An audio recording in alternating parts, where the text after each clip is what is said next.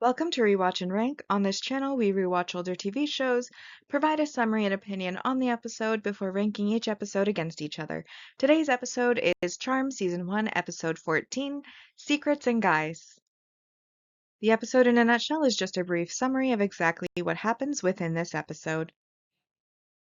Prue helps a kidnapped witch named Max, and by association his father, who is kidnapped by a well-known criminal and his friend who seems to reluctantly be along for the ride, who want to use Max's powers in order to rob a bank, as Max is able to move things without having to see them, so he can, from outside the building, turn off the security system, as an example. His father was a mortal who was married to a witch, and his wife did not tell him until she was dying that she was a witch and that Max also would be a witch as well. And unfortunately, because of the short time frame, he wasn't able to be adequately equipped to deal with Max's powers or what he should do to help him to learn how to control them, how to use them properly, etc. As a result, their relationship is very strained. Prue is the one who, when she comes to help after receiving a Ouija board message from Max,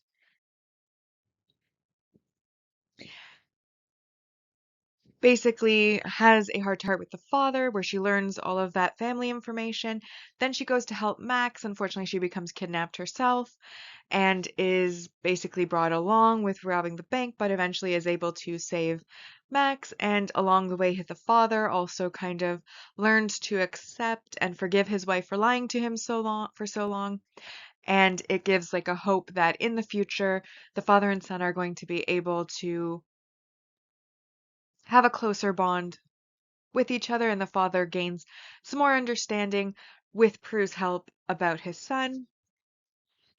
Then we have Leo returning, and his job in returning was in order to guide Max, or rather guide Prue to Max, as Max is a new witch and he is trying to help him and was sent by the elders to do so. As he's there, he basically takes on the role of a handyman to help with the chandelier. However, because he wasn't there specifically for them this time, he decides to hover to change the light, and Phoebe finds out that he is magical, and then he finds out what white lighters are and what their role is with regards to witches and young witches, and also learns that unfortunately the love between him and Piper is forbidden, and he is going to have to leave again, potentially never to come back. And so Phoebe spends kind of the episode trying to coach Leo on how to deliver that news to Piper softly, in a way that's not going to cause her too much harm, though ultimately it does end with them breaking up because, of course, he is needing to leave. And then we have Piper's work drama of the first half of the episode, where a chef was hired and decided to go ahead and make a bunch of changes to the restaurant that Piper obviously doesn't agree with. And there's this whole back and forth, which just keeps delaying the conversation with Leo until eventually they do end up having it, which once again leads to their breakup. But luckily, as rewatchers, we know that it's only temporary. But this is an episode where that does occur. And then Prue, who at the beginning of the episode was struggling with the idea of not being parent material and not wanting to bring a child into all of their witch drama, by the end of the episode has started to rethink that and have a bit of a change of heart after dealing with Max, who is a child who is a witch. She kind of comes to learn that she may be more open to children than she had originally thought as well. And then there's also a through line of Phoebe not being able to keep secrets, which she manages to keep Leo's secret somewhat until he's gone, and then she tells Piper and Prue, and they don't believe her. And then we come to our rankings lists. Once we've rewatched the episode, I rank on two lists: the mostly objective list, which is absent emotion, though bias and judgment do apply, and then the personal ranking list, which is purely my own personal feelings and opinion. So on screen, we now have our mostly objective rank values, and I have highlighted those that I felt applied to this episode. The first point that I felt applied to this episode was that there was a successful emotional impact. It was successful because it wasn't really any one thing, but there was just a lot of emotional moments that were small within the episode that just kind of built up to an overall emotional response to the episode.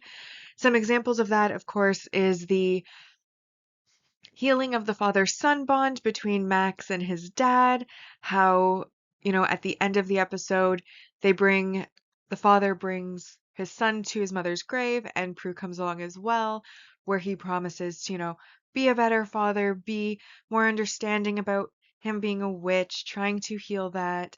There's also a part where the father is shot and he's dying, and then Leo appears in his blue orbs, but as he's appearing, the father thinks it might be Paulette, and then Leo says, it's not time to be with your wife, it's time to be with your son, and then he heals him, and it's a very sweet moment. Then there's, of course, Prue's moments of, not wanting children, but at the end, then deciding that she thinks she would be a great mom. And this one is not necessarily emotional within the episode, but within the greater context of the series, knowing what the end of season 3 is, it makes it a little bit emotional there. And then there's, of course, Leo and Piper's breakup, and Leo and Piper are, their end game. They grow old together. We see that in, throughout the series. We know they're going to grow old together. They go through all these trials and tribulations. This is just the first one. But like that breakup, the Piper trying to put on a brave face, all of these little things, because we've gotten to know the characters, because we feel that connection to the characters, I feel like those little moments successfully land. And in this episode, because of how much time was given to the father and son, to Max and his father, it was enough time for us to start to feel that connection to them as well, which is why their story also managed to land, whereas in some past episodes they haven't, because we weren't really given much time with the characters to form any sort of connection to them in order for us to truly feel what they're going through. And anyways, all of those together are worth 3 points. And then we have obviously the multi-season main character growth, which is where Prue opens herself up to the possibility of having children in the future from feeling like she wasn't going to, and that is worth a plus 4 points. We then also have world building, as we have seen that Leo wasn't human in past episodes. We've seen him exhibit his powers. However, this is the first episode where we are given a name to that, which we learn that he is a white lighter. We learn that the purpose of white lighters is to guide good witches on their path as a form of like a guardian angel to those good witches. And in this case, Max is the one that he is helping to guide, and he did that by making sure that Max's message got through to Prue, and also, in a sense, guiding Prue as well, so that by interacting with Max, who is a magical child, she figures out that actually, contrary to what she was thinking at the beginning of the episode, children would be something to do. And Phoebe even notes how, did she save Max or did Max save her? And I feel like Leo purposefully sent the message to Prue for that purpose. So that was kind of the guiding aspect. And then we also learn that love between white lighters and witches is forbidden and not allowed.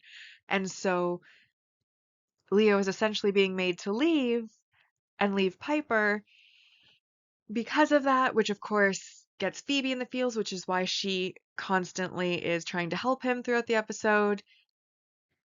But ultimately, again, he does leave, which brings us to our only real negative of the episode, which was the main relationship regression or breakup, which is when Leo has to tell Piper that he's leaving, he's not going to be coming back, that he may have led her on a bit in making her believe he would be back, and that, they're now broken apart.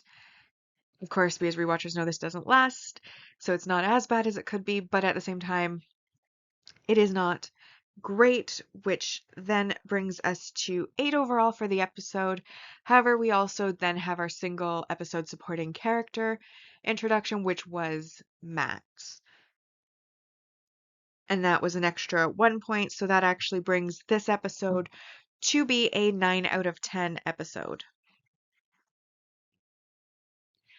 So as a reminder of our season 1 rankings so far, I will read out the list of our mostly objective ranking. However, I do want to note that in the objective ranking, because emotion isn't involved, any episodes that have the same score will just be listed within episode order for its ranking. So having said that, in first place, we have Something Wicca This Way Comes, I've Got You Under My Skin, From Fear to Eternity, Wicca Envy. This episode falls into 5th place as Secrets and Guys. Then we have Dead Men Dating, Feats of Clay, Dream Sorcerer, The Witch is Back, Thank You for Not Morphing, The Truth is Out There and It Hurts, The Wendigo, The Wedding from Hell, and The Fourth Sister in last place.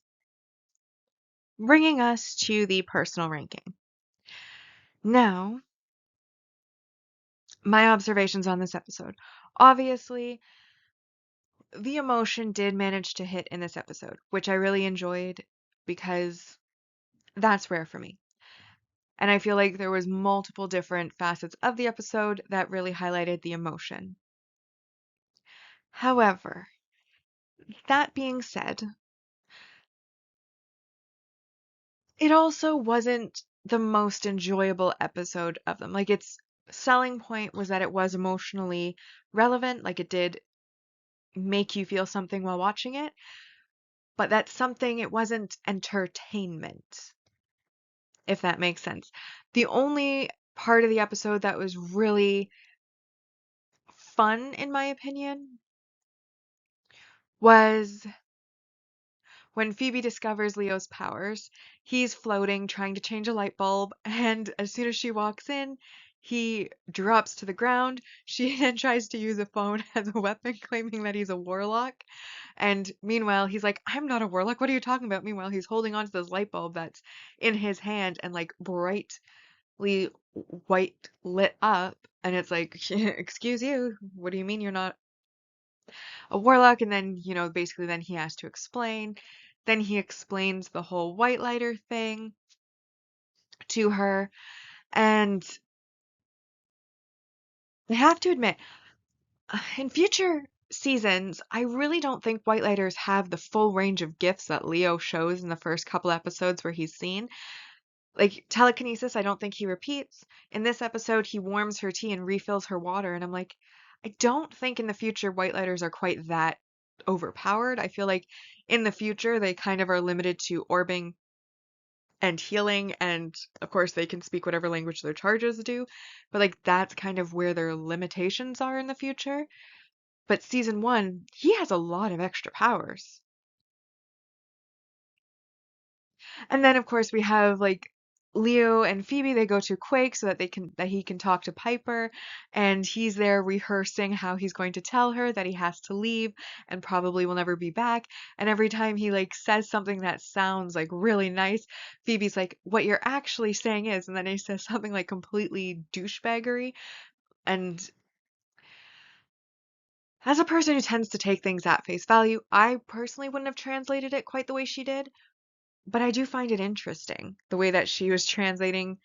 Like, he'd say something really sweet, and then she would be kind of like, oh, well, what you've actually said is that you have a wife and kids somewhere else, or that there's someone you've met that you like better. And this, of course, completely confuses him. And then she gives a list of things to avoid, which is pretty much everything that he needs to say. And then in the end, he ends up chickening out, not telling Piper, until later when they get back to the house where he does tell her, before he then ends up hearing the jingle and having to leave, having been summoned away. And this, of course, is when Phoebe then While they're back up in the attic to end the episode, Piper basically comments on Leo negatively and also notes that she kind of felt that he was holding something back, like there was something that he couldn't tell her that he wanted to. And this is, of course, when Phoebe spills the beans and basically is told she should write children's books with an imagination like that, and is completely not believed about the fact that he is a white lighter. Joke's on them. We'll find out in the future that she was right. And then there was one other moment which, honestly, I'm not sure if other people would find it as amusing as I did. There's different types of sense of humor. Mine tends to be a little on the darker side, but I'm going to talk about it just because it does end well and we know that there's a happy ending. But at the part when the father is shot, this sound he makes when he falls down is absolutely it's hilarious.